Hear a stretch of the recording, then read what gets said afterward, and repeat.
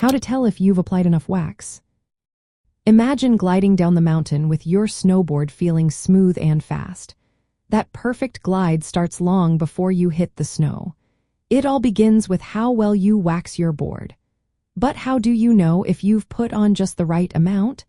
It's a common question among snowboarders looking to get the best performance. First, after applying wax with your waxing iron, look at the base. It should be covered with a thin, even layer of wax. You want to see a smooth, glossy surface without thick patches or uneven spots.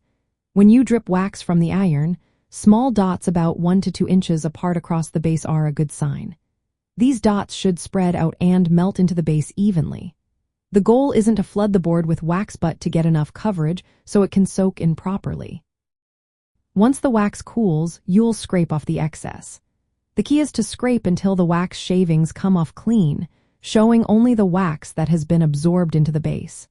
If you see wax residue or thick layers, you likely applied too much. If the base looks dry or you notice patches after waxing, then you probably didn't put enough wax. A well-waxed snowboard will look uniformly coated with no dry spots. When you run your hand over the base after scraping, it should feel smooth and slightly shiny, not sticky or waxy. When you ride, the board should glide effortlessly without feeling sluggish or grabbing the snow.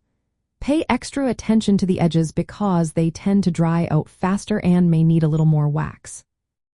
Applying the right amount of wax is essential for good control and speed. Too little wax makes your board slow and less responsive.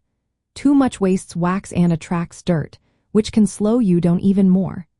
Experienced riders often choose temperature-specific waxes or fluorinated waxes for better durability and glide. Adjust how much wax you use based on snow conditions and temperature.